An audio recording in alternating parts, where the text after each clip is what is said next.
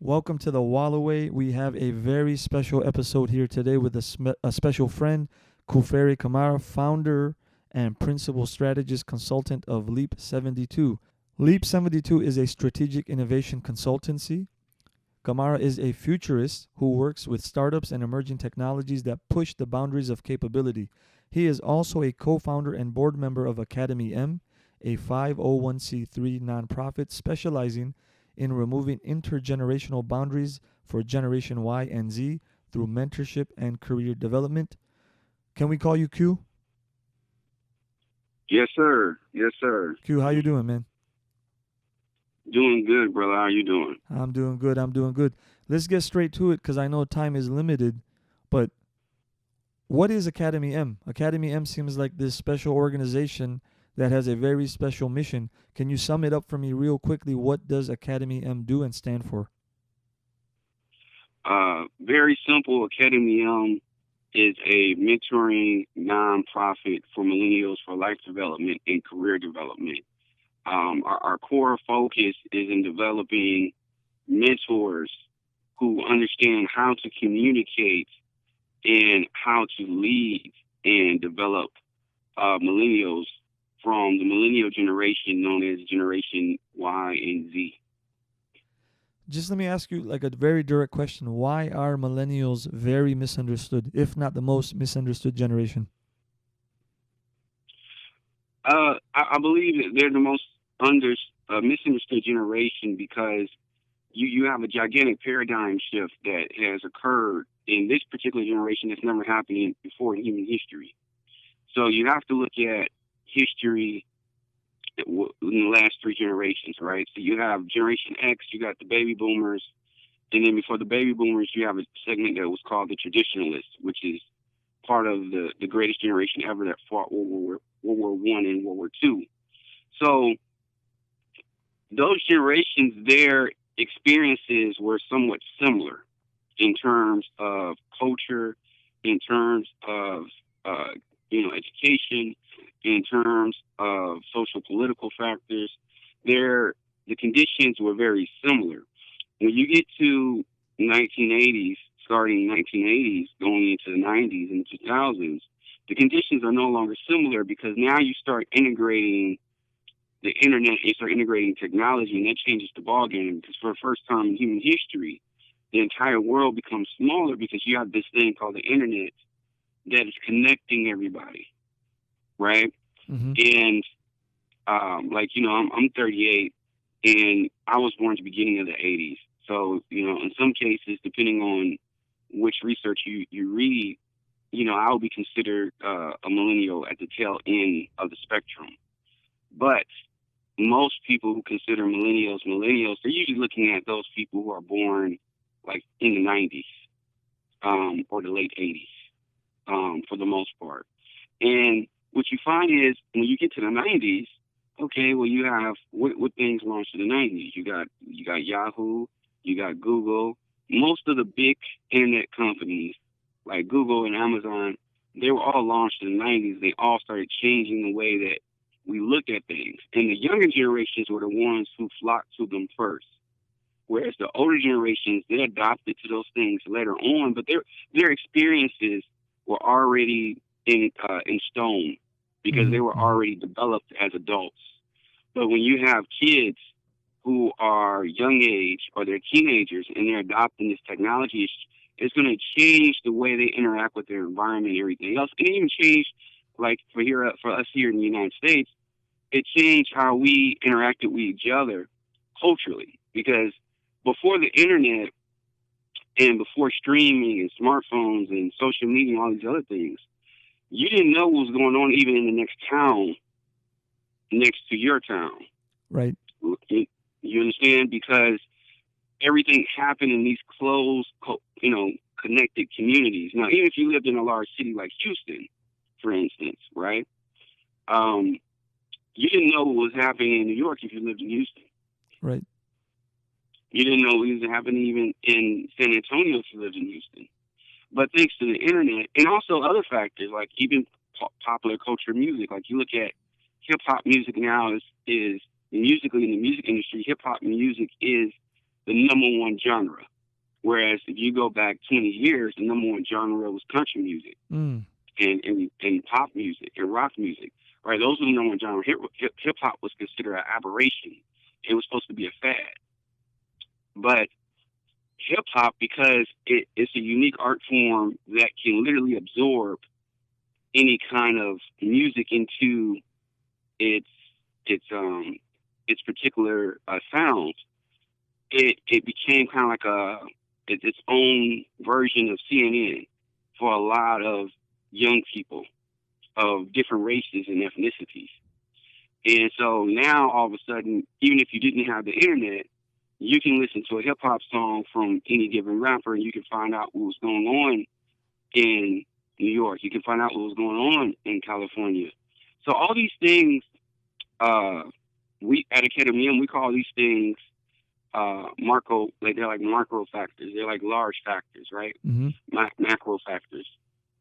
And these things all started happening at the same time. So you had technology, you had different cultural influences in music, sound, and taste. You had different immigration laws, because I'm a first generation of immigrant family, because my father immigrated from Jamaica. So you had a lot of different things that kind of converged at the same time, and this created a whole different individual. And that's why when you look at the millennial demographics, not just here in the United States, if you look at the millennial demographics across the world, the same phenomenon you see is happening. There's a gigantic intergenerational disconnect between millennials, between baby boomers, and between Generation Xers, because of these large factors that just kind of converged upon one another. It literally created a gigantic world paradigm shift. And that's why we believe the millennial generation is misunderstood in those terms, because if you haven't shared the experiences of the millennial generation at the same time they encountered those experiences, okay, you may get on Facebook, but if you get on Facebook at 50 or 40, you don't understand Facebook the way, like, for instance, I understand Facebook. I was on Facebook when Facebook first launched. Right. But even I didn't understand Facebook the way one of my younger cousins, who's in their teenage years, understand Facebook, Snapchat, or Instagram. Because when all these social media things came out, I was still an adult too. Right. So, Facebook came out when I was in my mid-20s. But for these kids who Facebook came out and they're like 13, 14, or like I have a 14-year-old daughter,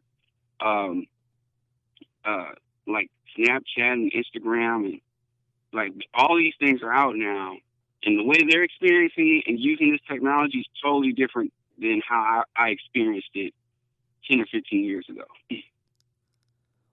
Let's hone in on a few things that you just said, because with all these descriptions that you gave, one thing becomes very evident, that there's like a bombardment, right? There's just so many things that the millennials had to adapt to, or that they had to integrate as part of their natural ecosystem, right?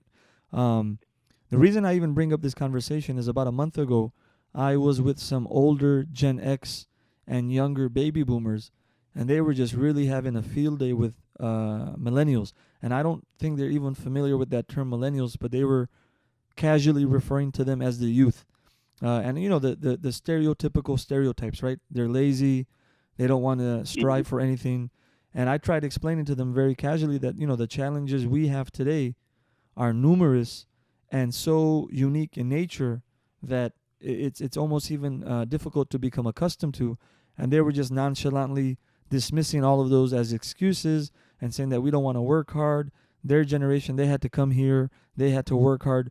But the way I look at it, from a purely economic standpoint, and maybe you can further enhance this, is the people who came here first generation, or people who immigrated here in the 60s and 70s and maybe even into the 80s, there were more opportunities for them to survive and thrive. Do you agree with that? Has your research for Academy M shown that to be true?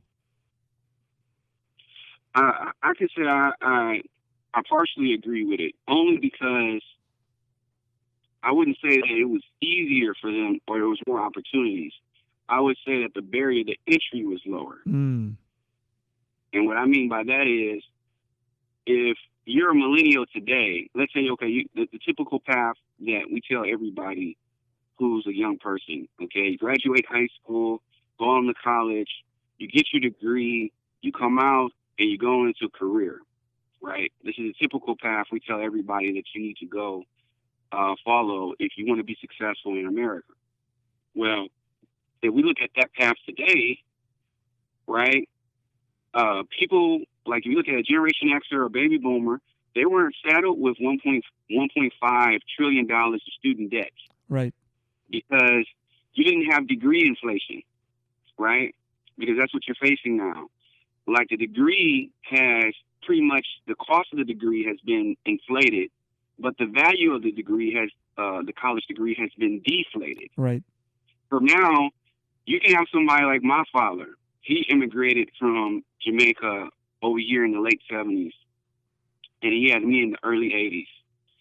And he had to go back to school because they didn't recognize his degree from Jamaica. So he had to go back to school to get his degree in accounting, right? Mm. Now, when he went back to school to get his degree in accounting, literally the cost of that degree was probably under $20,000, right? And I'm talking about not just the him going for the 4-year. I'm talking about even the accessory years that he needed to get his CPA and all that other stuff. It probably didn't top out no more than $25,000. The average cost for this a 4-year degree at a legitimate, reputable institution now is averaging around $35,000 to $40,000, right? Just for a 4-year degree. Now, if you go to an Ivy League school, that goes up to 100,000 plus, right? Mm. So, and if you go to one of these online colleges, where they want you to be able to graduate within like kind of like a 3-year period, now that goes up to 60 or 70,000 plus. Mm. And that's before you tack on interest or whatever. Those are just the general costs, right? So my father literally got 2 degrees for $25,000. Just for me to get one, I'm gonna have to spend almost $50,000. Yeah. And with right? Yep. Go ahead. I was gonna say, and with no promise or with low promise of getting the job you thought you would have gotten 15, 20 years ago. Yeah, and but I will agree with the point from the older generation. There's more job opportunities as far as different kinds of jobs than there were in the 80s or the 90s now. But the problem is that once again, there's a misalignment of the equation, because when my father went into the job market in the 80s to get his jobs in accounting, right? The inflation rate that he had to deal with was different. So the cost of goods and the cost of living was different. Like even when I've been living here in Houston for because I'm here in Houston, Texas. I've been living here in Houston. I'm not from Texas originally. Grew up in Detroit, Michigan originally. But when I moved here in 2000, my first apartment, which was in a decent area, right, 635 square feet, cost me $385 a month, and Wow. cable and water was included. Right? And this is in 2000. This is the summer of 2000. This is June of 2000, my brother. Wow. Right? To now, if I want to get that same apartment, same complex even, I go to the same complex today, right? To get the same square footage, it costs me $700. Right? And that's just in the time I've been here in Houston within the last 20 years. So if you're, one of the uncles or the grandpas from the older generation and you're in your 50s, because I'm only 38, so if you're in your 50s, you're thinking about 90s, you're dealing with 90s prices. Man, did you know a regular apartment in California was going for like between $150 to $200 a month in California during the early 90s? Had no idea. A regular apartment now in California, right, is going to cost you between $3,000-$4,000 a month. Okay? So when my father went in to the market he was making out the gate at least, 35 to 40,000 at a minimum. But that money, it stretched more because it was worth more. So what you have here is the problem with the millennials isn't that it's not the job availability, it's the inflation of the degree. It costs more, and then the job market hasn't kept pace with the wages. So the same job, the same accounting job that my father gets out of college is still starting people off at the same rate. So you should be, if the degree has gone up 50%, the cost of the degree has gone up, and it's gone up more than that. It's actually increased. The cost of the degree has actually increased across the board, at least over 100%, according to most estimates, right, in the last 25 years. But let's just say we'll take the low number of 50%. So if the cost of the degree has increased 50%, right, and you have annual inflation in this country, which is healthy for a healthy economy, is around 2%, 2.5%, then that means the wages have to keep pace. Right. Right? So that means that in order to live like how my father was living in the 80s, I have to pretty much make over $80,000 to $100,000 coming out of college. But that's not happening. The average salary for a millennial with a 4-year degree is in the low 30s. So he's making anywhere from $30,000 to $35,000 coming out of school with a 4-year degree. Those are the numbers from Q and everywhere else, right? So I'm coming out literally impoverished. What can you do on a $35,000 annual salary, and you have student debt? You got to buy a car, so now you're going to have loans on the car, and then you have to be able to afford to live in. And the average cost of just a basic apartment, not just here in Houston, but really averaging across the South and even in the Midwest where you are, you're looking at least close to $1,000 a month just for a 1-bedroom. Oh, yeah. So that's $12,000 in a year. It's already gone. No. Okay, so now you brought up the tuition.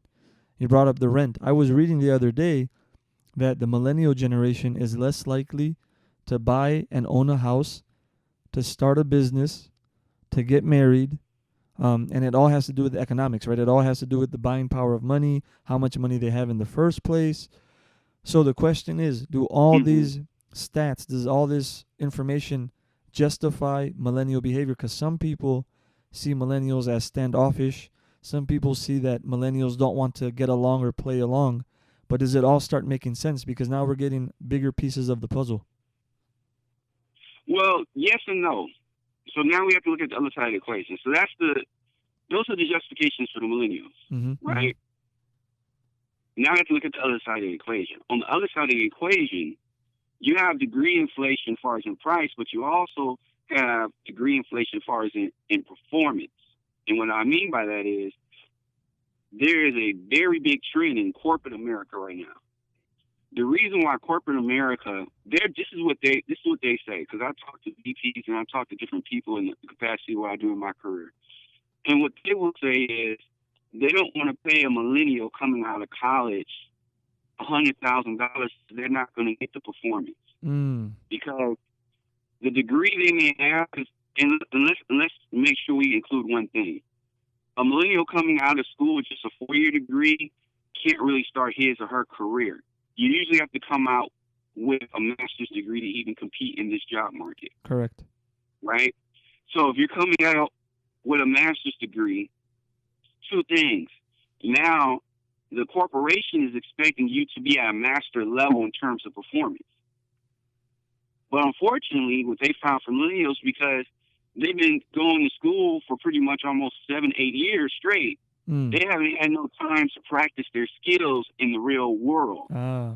So there's no high level. They're masters in terms of theory, but they're not masters in terms of practice. Right. So now when you get into the real world and you say, okay, how come you're not going to start me off at 100,000? You're only going to give me 50,000, but I got a master's degree. The corporation is like, because you're not going to give me master level performance. Right? And that's a sound argument. It's a very sound argument. You can't argue with performance. And when you look at the performance of millennials on the job, you'll find there's a lot of common reports about how a lot of millennials coming straight out of college, whether they have a master's or 4 year, they underperform. They underperform on the job. And I wouldn't say it's all their fault. I would say this is the other factor we track at Academy M. So there's two other factors that happened in the 80s. So we talked about degree inflation, we talked about the rise of the internet, but now we have to talk about something that we don't like to admit to in the United States. And now we have to talk about, we have to look at helicopter parenting, number one, and we'll define what that is in just one moment. But we have to look at helicopter parenting, and then we also have to look at the self-esteem movement that rose during the 80s, right? There was a movement called the self-esteem movement that rose during the 80s. During the 80s, this was a time where there were a lot of different cultural things happening, and I'm sure you don't remember because you were a kid like me, but because I'm a student of history, I can tell you one of the big things that sparked helicopter parenting and even the self-esteem movement was this was the first time in the United States to where it became an epidemic kind of problem, where you had kids were getting kidnapped and molested and taken by these child molesters. And there were different things like this happening throughout all the country, right? And then outside of that, too, you also had the rise that contributed to these self-esteem movements. Outside of that is you have the rise of women in the workplace. And women had already kind of dominated the education field from, the high school level to the elementary school level. But now they were starting to monopolize and go into the collegiate levels. And the area that they concentrated a lot of their energy and their focus was in psychology. So now if you look at even today, over 70%, 60-70% of all psychologists, licensed or unlicensed, not just in the United States, in the world, are women. Right? And when women came into this sphere, they started to look at some of the child development issues differently from men. And so this would spark the self-esteem movement. This would spark the rise of the term helicopter parenting and the justifications that you even hear from helicopter parents today as far as overprotecting the child and building kind of like a safe space for the child development to happen. All these things started in the 80s. So it was a trickle down effect. So from those factors came, now you have an education system, like you're going through education in the 80s to the 90s, through the 2000s. It's been a progression to where now you can't fail a student in school anymore. And I'll give you an example. Like here in Texas, we have standardized testing like everywhere else in the United States. Okay? And I'm going to show you how this connects to the corporate performance. Sure. So in Texas, you have something called a STAR test. Like my kids, they haven't got to high school level yet, but it starts in elementary, right? And it starts in middle school. So if they don't pass their STAR test, they can't get promoted to the next grade. Now, notice I said they can't get promoted to the next grade, right? They will be moved. They will be placed to the next grade, but they won't be promoted. Now, some people will say, well, what's the difference? I can tell you right now, there isn't any difference, right? They're going to be, so if my son fails his third grade class, he's still going to fourth grade next year, even though he failed the STAR test. Because they're not allowed to have him repeat that grade anymore. They'll just say, okay, he's pretty much on the remedial side of the fourth grade level, but he's going to be in the fourth grade next year, right? So just from that one thing, you basically set a very low bar, because now you're saying there's no way we're going to fail you. And that's not in real life. When you get into work and corporations and everything else, you will be fired if you don't perform. Yeah. So you're not prepared for a real life situation. Yeah, but that's just the tip of the iceberg. So let's go back to the education. So they're not going to fail you. Now let's talk about the grading system, because this is which is more of an issue than them failing you after grade, right? So the grading system grades on a curve, right? So if a person, let's say, if my son gets at least 40% right of everything on the STAR test, he's going to automatically pass the STAR test just by getting everything right. And the reason why is because the curve for the STAR test, and I just found this out actually this year, it is 33%. So anybody who makes over 33%, they round off to like 70 or 80%. So a lot of parents get these STAR test results, and they'll be like, oh, yeah, my child or my son, they're so smart, they're so whatever. You don't really know if they're that smart because they're just rounding the numbers off. Okay. Right? I want you to pause real quick because I do want you to finish elaborating on this, but you didn't really define helicopter parenting. Can you just quickly go back into that and then finish this story? Yeah, definitely. So helicopter parenting, in a nutshell, is when you focus on creating safe spaces for your child without letting them experience any sort of independence or failure on their own terms.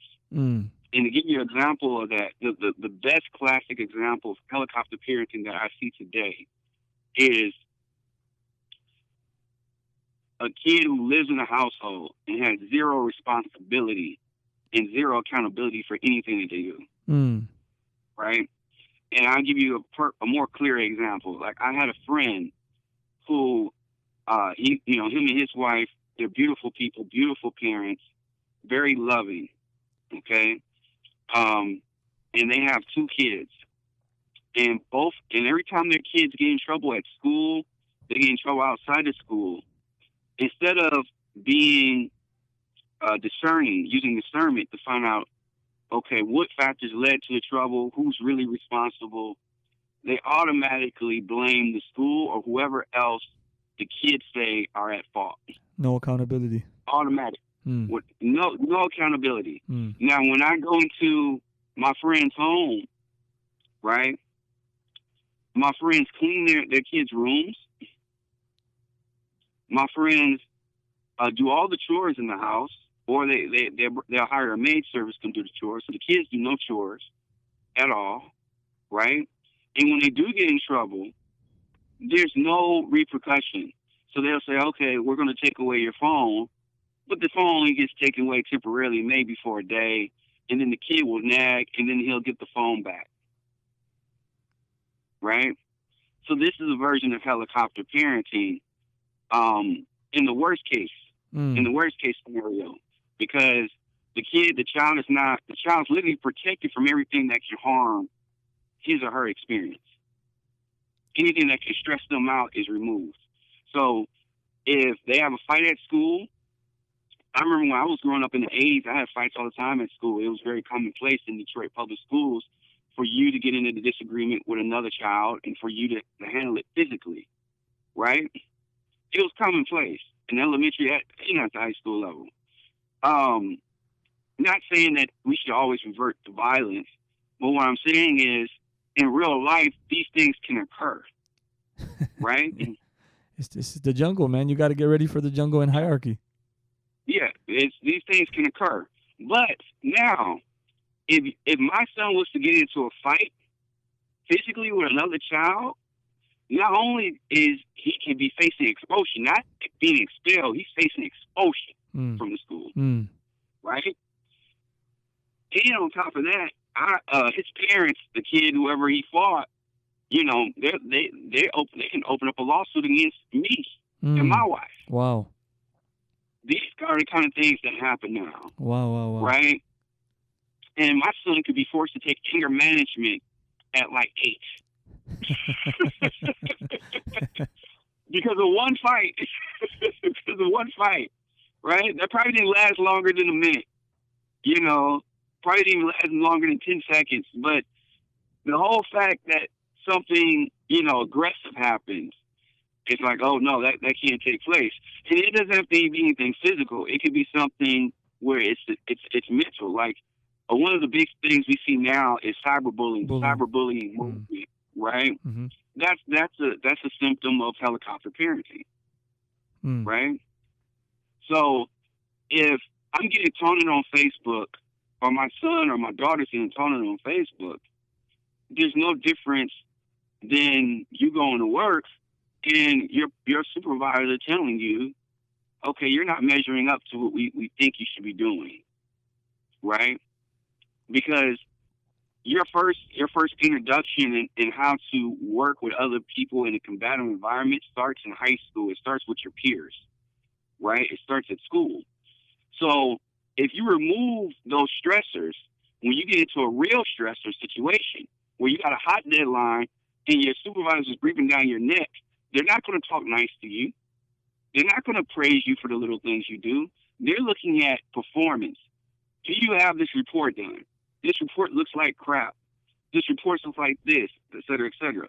You can't talk this way. I can't even use the word crap in a corporate environment with a millennial because that's an EEO issue. That's a lawsuit now because it's considered threatening speech, right? And these are the other issues about performance.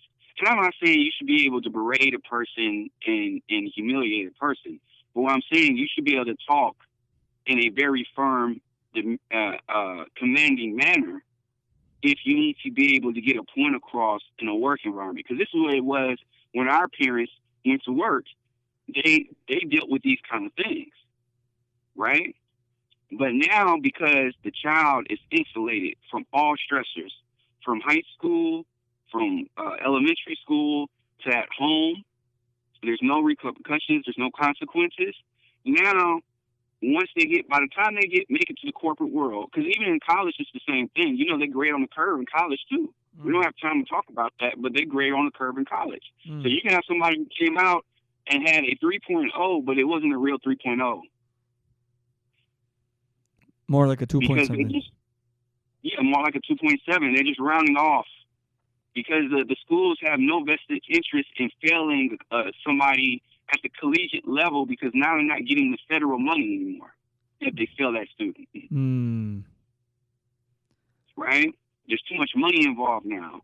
So now those graduation rates, they have to keep high because just off of the shock of college, they're losing 50% because the average graduation rate for a college is around 54% for regular universities. So that means they're only graduating 54% on a 6-year turnaround.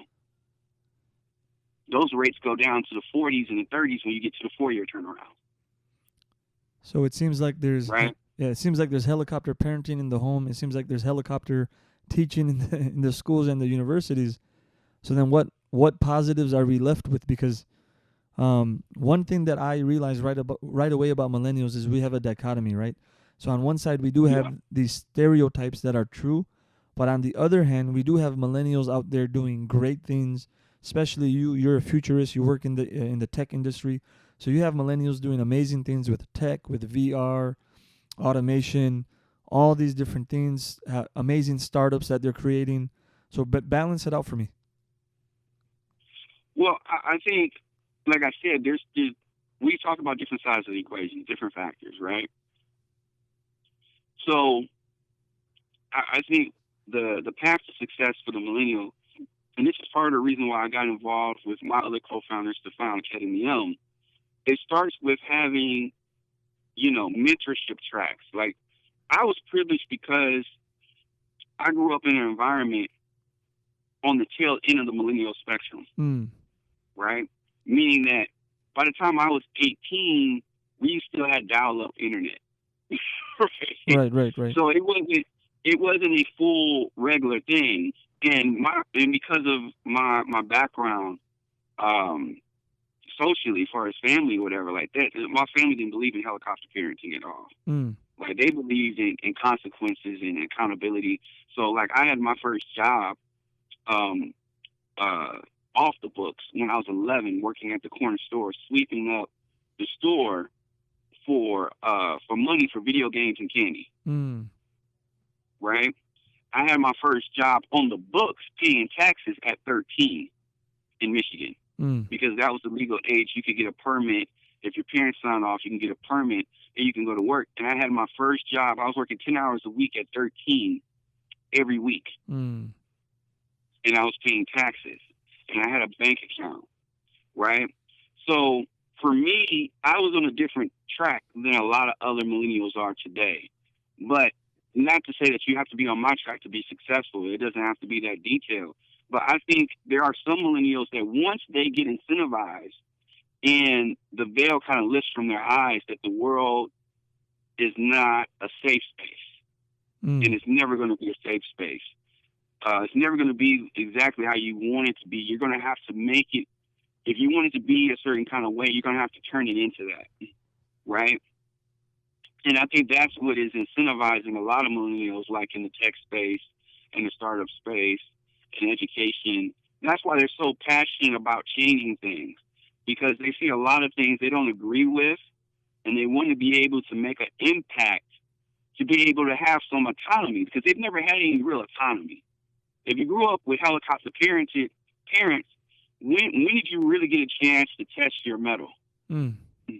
Yeah, you don't. You don't. When did you get? You don't. Yeah, you don't get a chance to test it once. By the time you get to college, now you're back in another helicopter environment, right? So, and if you come out of college, your only chance to test it is really going into corporate America, but you can't really test it in because you're starting off at the bottom. You're starting off, it's like you're in a big pond and you're a guppy. So you're starting off as a guppy, but you want to be a shark. Right? And you feel like you should be a shark because you've invested all this time to do everything right that everybody told you to do. So you went to school, you got the grades, you did everything that they told you to do, and you feel like you should be a shark, but you're coming in and being paid and treated like a guppy. Mm. And you're performing like a guppy. And you're performing like a guppy, but you don't know it because your whole life you was told you were a shark. But really you were a guppy. You know. Not to say that everybody, underperforms, because you do have extraordinary people in the millennial generation who are they're just unique on following themselves. Mm. And I've been honored to meet people who are they're extraordinary in their own right. And then you have people who they're above the fray. They're not extraordinary, but they're not underperformers. They're underachievers. Like, me and your relationship or whatever, we're close. We're similar in age, right? Mm-hmm.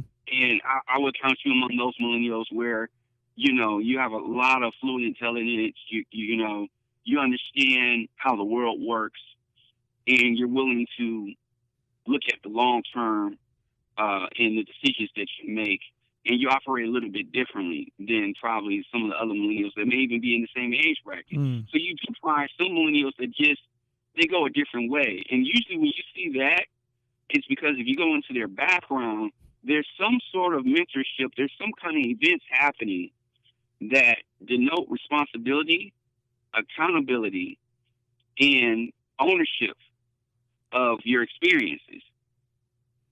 Right? Mm-hmm. That's what you see down the line.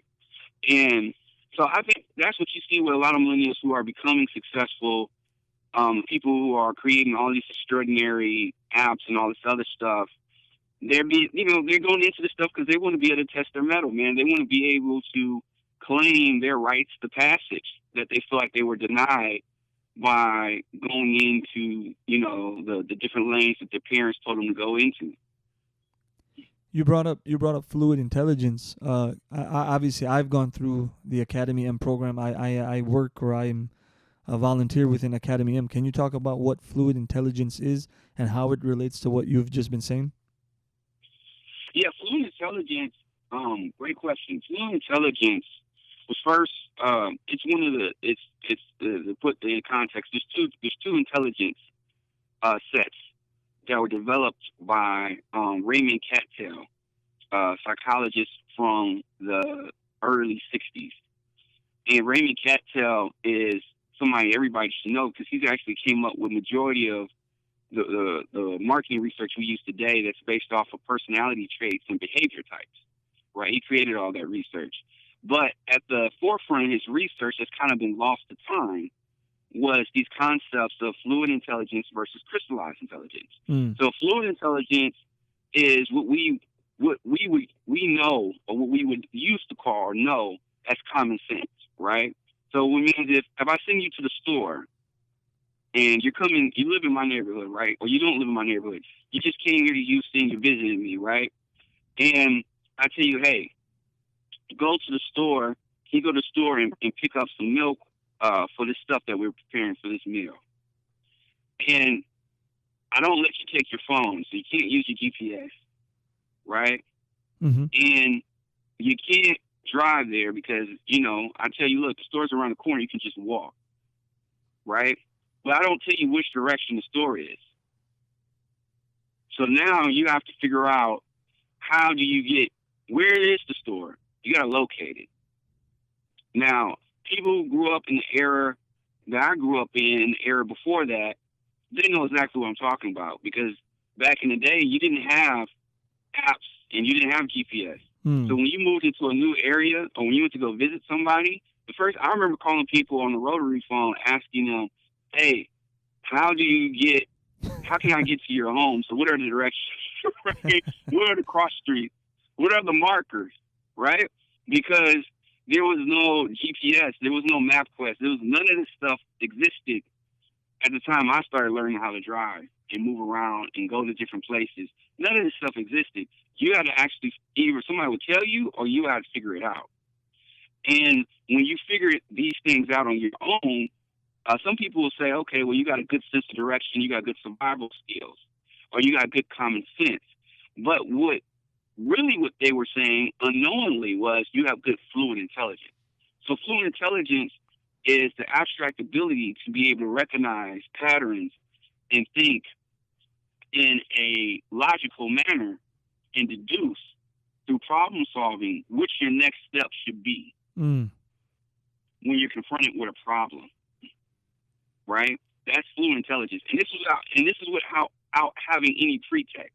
Okay. Because like the example I gave you, there was no pretext. So you didn't know what you've never been to where I was at because you're visiting, right? So you're out of town.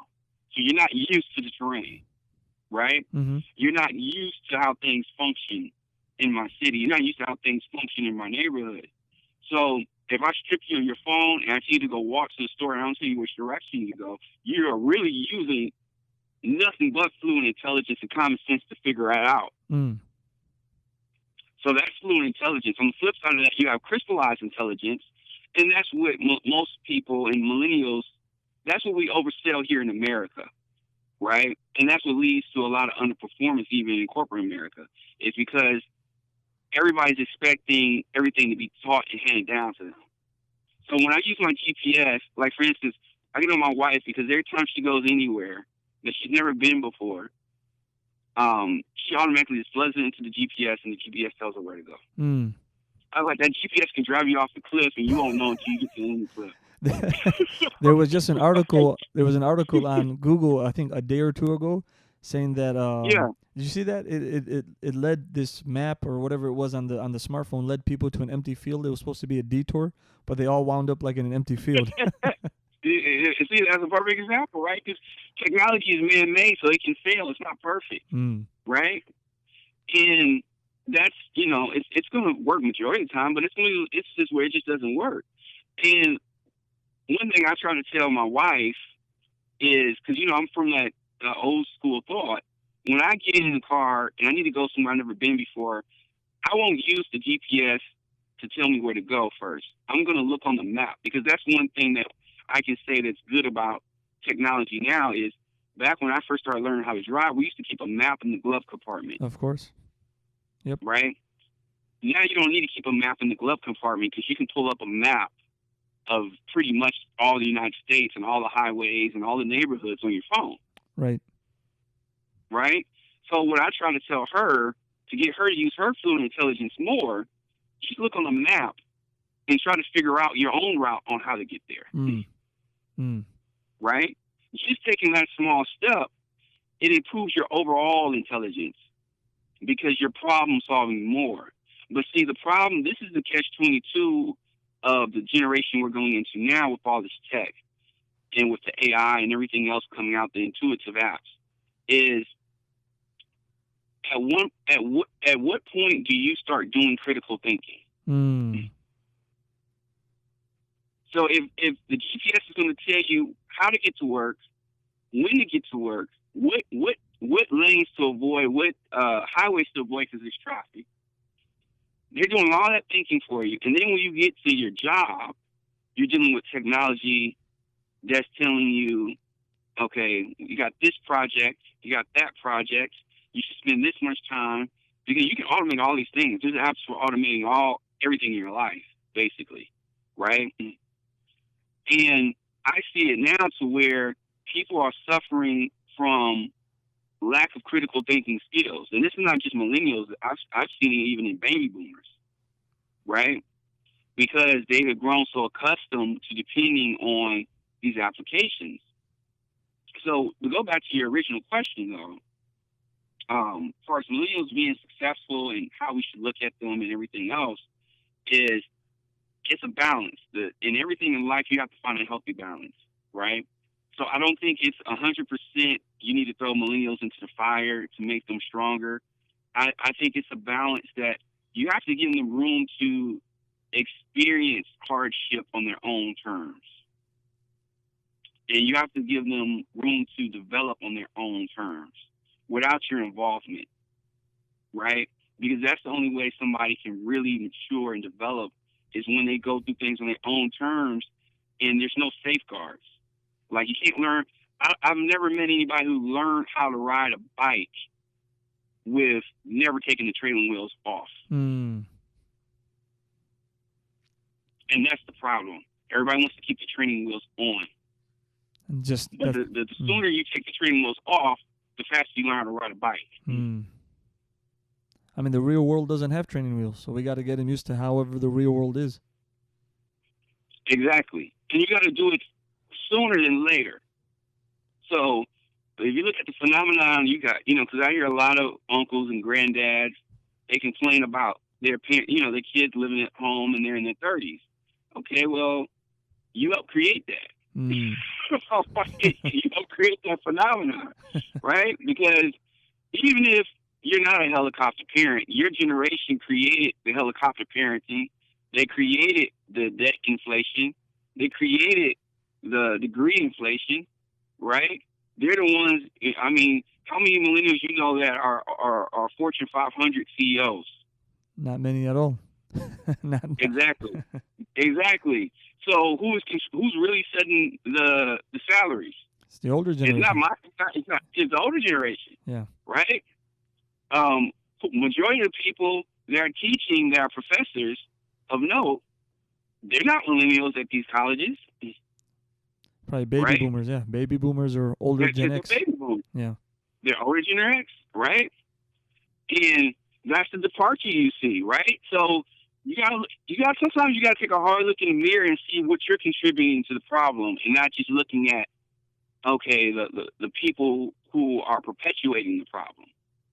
Because that's how millennials get a bad rap. They'll be like, okay, well, these millennials, they're lazy, they're entitled. Yeah, okay, they may be all those things and then some, but what were the conditions that created them? And did you contribute to those conditions?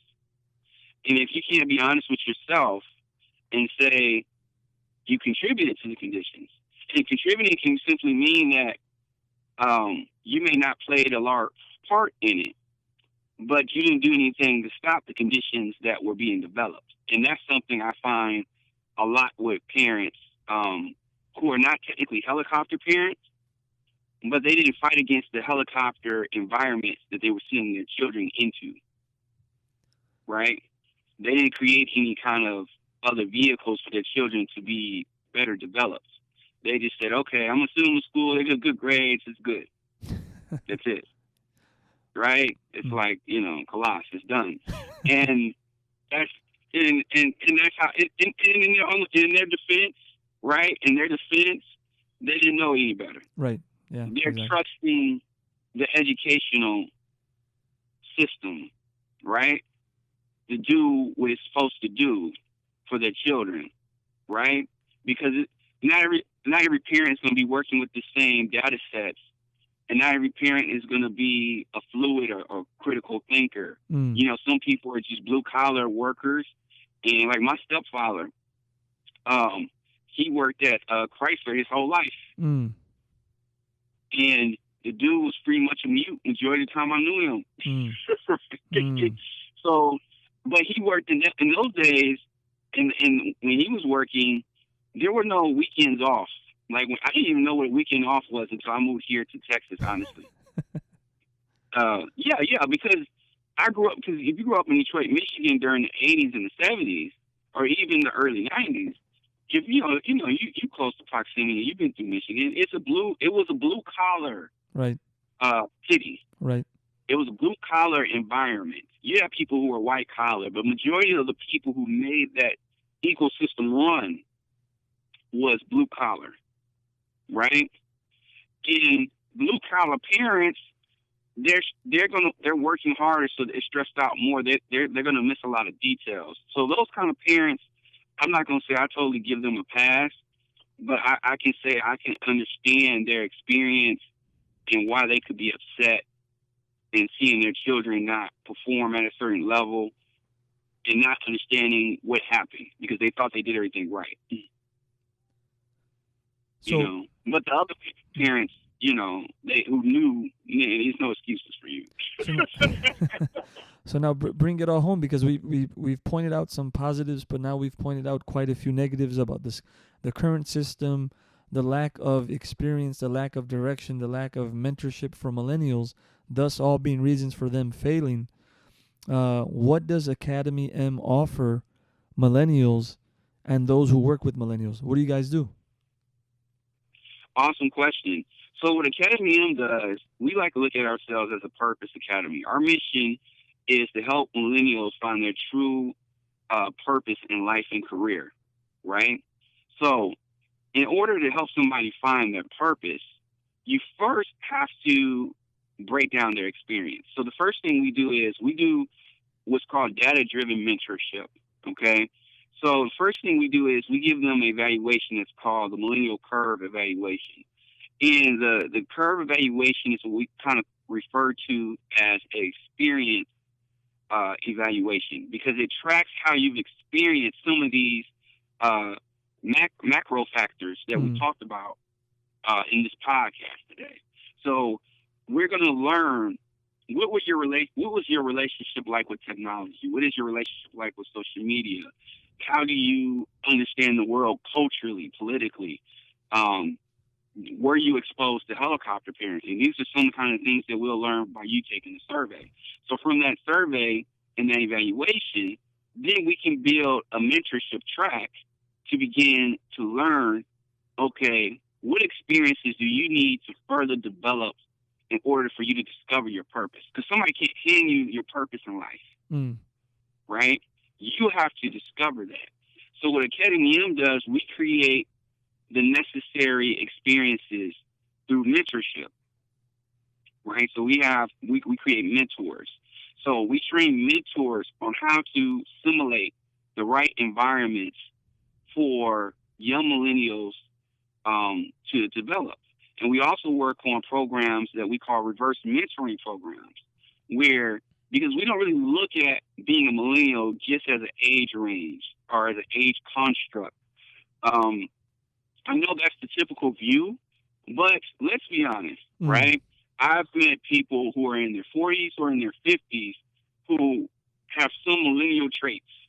I know people who are in their 40s and 50s, they're on Facebook and Snapchat and Instagram more than my 14-year-old daughter. Right? And they use it better. Right. And they use it better, right? So, and we all see how, you know, Twitter has pretty much taken over the political world, right? So you see some of these old politicians, they're tweeting like little high schoolers, right? So who's to say that some of the devices that devices that are affecting the millennial generation are not also affecting the other generations as well, like the baby boomers and the Generation Xers. Right. So what we do is we create reverse mentoring programs that give millennials, remember, they get a chance to test their mettle. They get a chance to contribute because that's what they've been robbed of. Helicopter parenting just doesn't rob children of life skills and life skill development. It also robs them of their opportunities to contribute in marginal ways to society, right? And with reverse mentoring, they get an option to contribute. So, ideal example of reverse mentoring, we may place somebody who's, let's say they're in their 20s, they just got into corporate America. We'll place them with somebody who's maybe getting ready to retire outside of corporate America. Right. Right?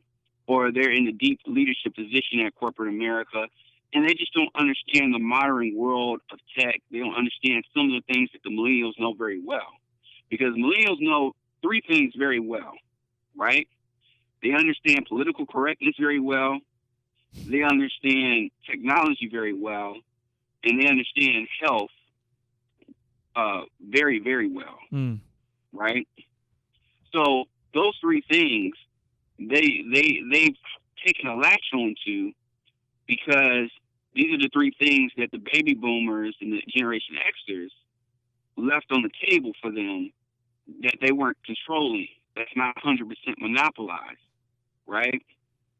So if you know how to be politically correct, it's good to have like a millennial board in your company or a millennial board in your school, right? Because millennials can tell you, okay, well, that's not going to fly in this new generation. These are your vulnerabilities because we don't understand what you're saying the way you're communicating. We are interpreting what you're saying totally differently, right? So they can be great public relations assets in those kind of spheres. And on the tech side, like you mentioned, they're driving a lot of innovation. There's a lot of creativity out there, man. There's a ton of creativity, and they just need the space to be activated, right? But when they activate, they're coming so far above where the baby boomers are. Sometimes the baby boomers get lost, and they don't even understand what any of the millennials are doing, right? Like, you know, like if I go sit with my father and I try to explain Internet of Things or IoT or the cloud or IoE, he's going to look at me like just shaking his head. What does that mean? What are you talking about, right? You know, he doesn't need to know that his GPS is connected to his Google Calendar and the calendar is connected to his Google Assistant and the Google Assistant is connected to his alarm clock. He doesn't need to know how that works. He's not even interested. He just wants it to work. Does it work? And when it doesn't work, he doesn't understand why it's not working. So, well, a millennial will understand those nuances, right? And a millennial can come in and mentor like I do. I can go in, I can mentor my father and say, look, okay, well, this is why you're not getting your alerts right because you didn't set this right, or when you changed this, it affected that. There's a relationship between these apps. And he gets stressed out. He's like, oh, this is just too much. Why can't I just have an old alarm clock like I used to? Right? You know? So that's what Academy M does. We create these kind of programs to facilitate the development of people at the millennial level and at the non-millennial level because it's an ecosystem where both people have to coexist. And in the next 10 or 15 years, the millennial perspective is going to be the only perspective because eventually the baby boomers are going to be they're going to be like the traditionalists, right? So, you know, if you've met anybody from the greatest generation ever, they're in their 90s now. They're not working. They're not leading no companies. Right? They're totally out of the equation. They're just trying to hold on to whatever little life they have left peacefully. Right? They still can be assets, you know, because those who haven't lost any cognitive functions, they have experience, and experience is always an asset. But for the most part, majority of the world decisions are being made by their children, the baby boomers, and then the baby boomers' children and Generation Xers and all these other folks, right? So that's what's going to happen in 10, 15 years. The millennials are going to be in control of everything, and we're going to be setting the tone on this, that, the other. So if we want the world to be a better place overall, we have to not sacrifice our resources. Because the greatest resource that we have that's contributed to civilization is the recording of experiences and the learning therefrom, right? And you can't record experiences if you're denying somebody's experience is valid. And that's on both sides of the table. So if we have some baby boomers listening to this podcast, I would say you can't deny a millennial's experience, because if you do that, you're shutting off a great resource of learning. And it's the same thing with the millennial. If you deny your parents or your uncles, if they're trying to share with you some knowledge, right? And you're just shutting it off, that's just the old way of doing it. You don't get the new way. Well, guess what? The old way is the old way of doing it is the foundation we created the new way. And if you want to be at a master level, okay, you think Michael Jordan learned to get to 6-0, and LeBron James learned to get to the top of the NBA game, and Tiger Woods learned to get to the top of the golf game without mastering the fundamentals and those who came before him? I was watching, and I'll say this and I'll close for time. Sure. I was watching an old video of Mike Tyson, right? And in the video, Mike Tyson in the interview, and they were interviewing some of his trainers, and they were trying to decide, okay, what were the greatest influences in Tyson's life outside of Gus D'Amato, right? And Mike Tyson said out his mouth, outside of the things that Gus D'Amato taught him, he studied the three boxers he studied the most were Floyd Patterson, Jack Dempsey, and Muhammad Ali, right? And he said the reason why he studied them the most is because these guys were entertaining, they were exciting, but he said they literally had the best styles that he thought he could emulate. So when you look at Mike Tyson's career early on, even after, right, he became the youngest heavyweight in boxing history because at 13, he was looking at Jack Dempsey. When Jack Dempsey was boxing, we barely had video capabilities to record film. We only have, I think 3 or 4 films of Jack Dempsey boxing. They're all black and white with no sound. So he was studying people that literally had been dead or gone or forgotten 40, 20, 50, 60 years before him. And that's what led to him being great in his era. So he took what they had and he built his own path on top of it. And I would say that is the key to what we try to do at Academy M. We try to give people that kind of opportunity. Learn from the past to be able to create a better future. But don't just outright shut off the past to say that, okay, we can create the future without even knowing the past, because it's never been done like that. And even the human brain itself, which currently weighs, I think the human brain weighs 3 pounds or something like that. But if you believe in anything evolution based as far as science,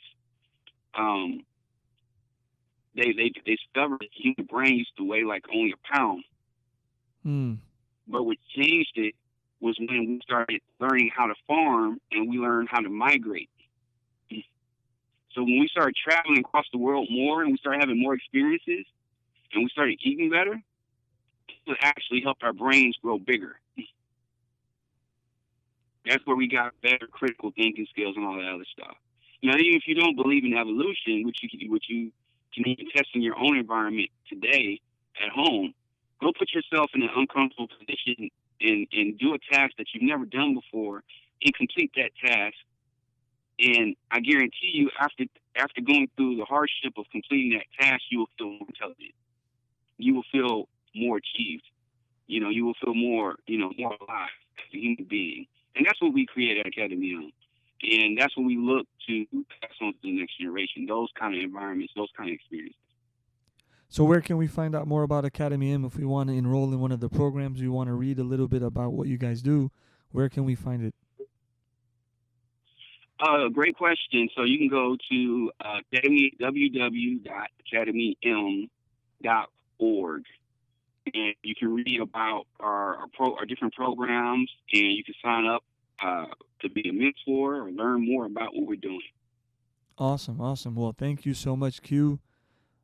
Thanks for coming, man. Hopefully we can have you back on. We have to definitely comment on a next episode. One thing that you said about LeBron James being the best, but we're not going to go into that right now. So we'll save that. We'll save that for visit number 2. One, right? Got to leave them with a little cliffhanger. So, WalaWay listeners, Q and the rest of the team at Academy M are doing great things. I am a part of the Academy M team, so I can testify to that. Q is doing some really amazing things at Leap72, so check him out over there as well. Please like and subscribe this episode if you benefited from it, and see you guys next time.